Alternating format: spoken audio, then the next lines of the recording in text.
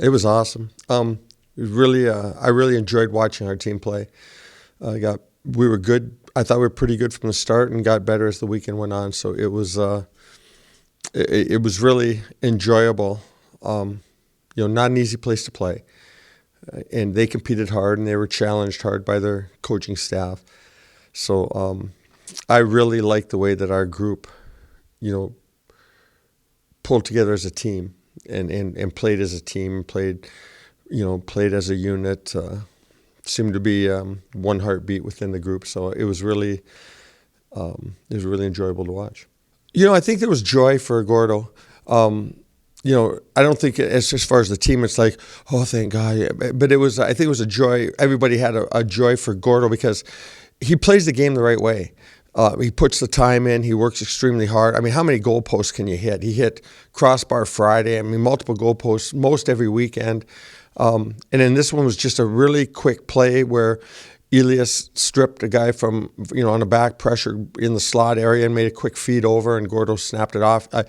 I don't know how. I hope the goaltender pulled a groin or a knee or something for Bowling Green. Hope obviously we're hoping that he's okay on the play, but it was good. Maybe it takes a little bit of pressure off, because I do think that we, individually and collectively, when we live in the world of expectation, in that social media world of expectation, where we've seen it over and over. I've seen it in 40 plus years of coaching, or 40 years of coaching, anyways, whatever.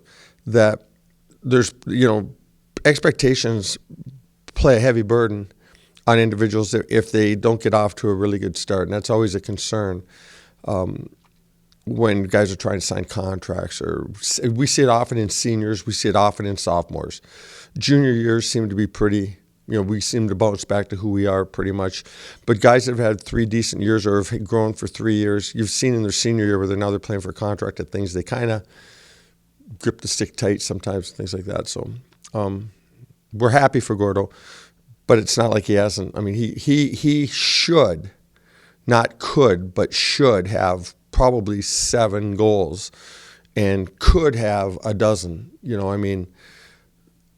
Empty net goals with the goalie out, and right on the doorstep. So gripping the stick a little tight. Hopefully this loosens the grip up a little bit.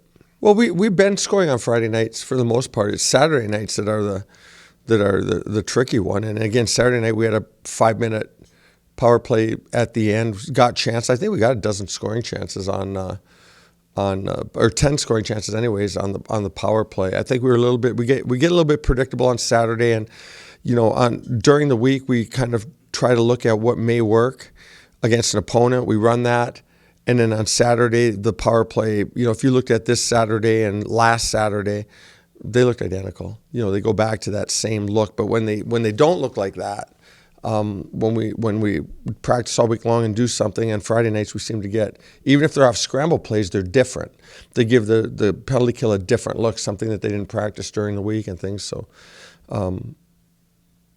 again, I thought we moved the puck around, but I thought we were really predictable on Saturday night. You have to have a dimension, multi-dimensions to your power play that you're trying to do. If you see this, or if this isn't working, try to do this a little bit and see if we can open it up a little. And I don't think we have.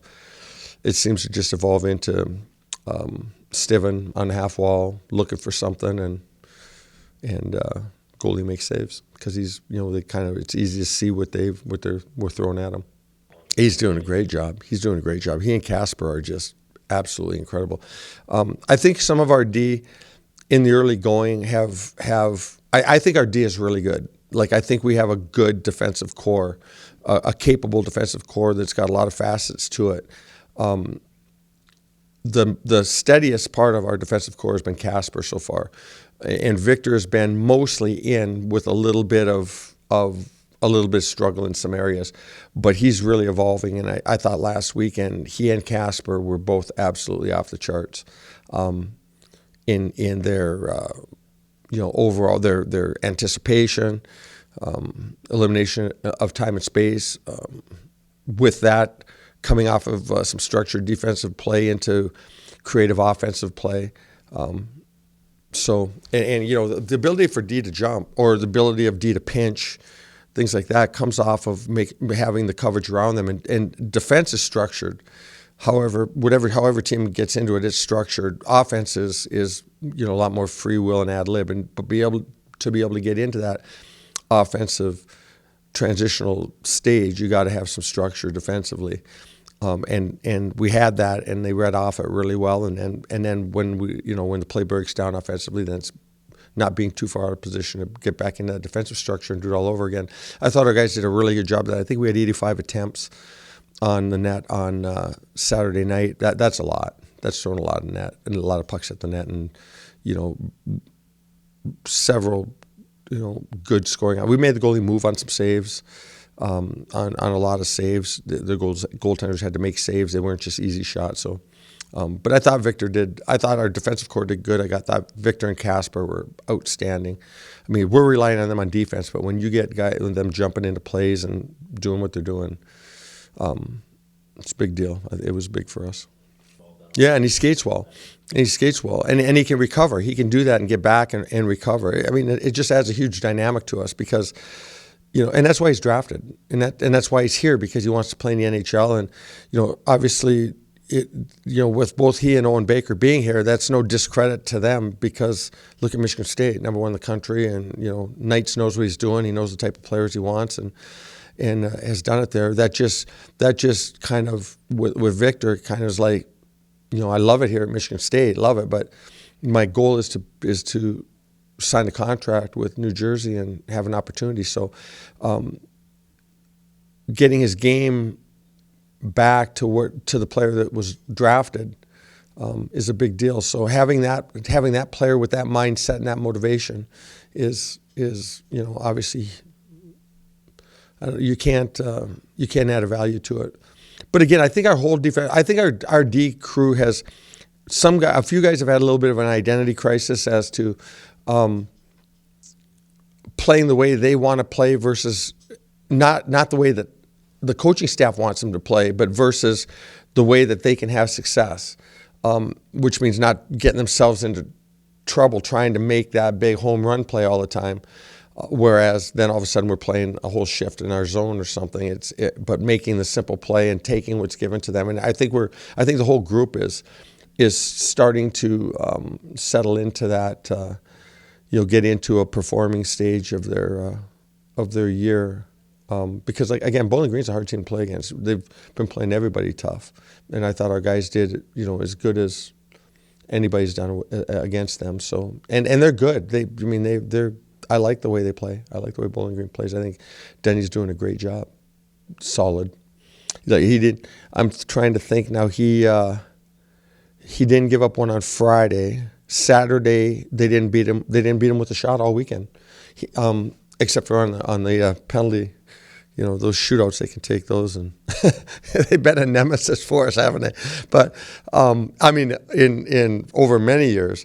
But he got beat on a backdoor. A play that we were set to cover but didn't cover. They were able to rotate it a little bit and move the puck quickly, and how they scored on Saturday is exactly how we were preparing to not let them score. So kudos to them for pulling that off. Quick bang bang play backdoor in the net. Then the other one was a goofy bounce off the boards. And looking back at scoring chances, we had the same opportunity in the first period. We had just a nothing play. We were doing a line change, kind of sent a soft rim in. Stiven was going down on the forecheck, and the puck bounced off the same board, same thing, popped right out to the slot, and Stiven got a good whack at it.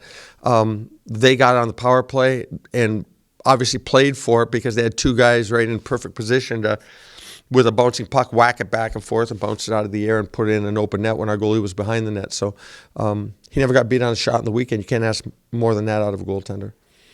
You got them just like we got Mankato in here after having a really challenging series against Northern, and they got Lake State, who's a really good team. When I'm watching them, they could score, and they're getting really good goaltending out of their freshmen, and so they're going to come in with a little bit of an attitude. So we got to match that attitude to start with, and our 4 losses have all been on our ice. So our people here are going to question whether we can even play or not. But then they probably watch on Midco Sports and say, is that even the same team that we're watching? But they do a great job there, and they're taking on the world right now because they probably think the whole league's against them, because they're jumping leagues and and going to this greener pastures.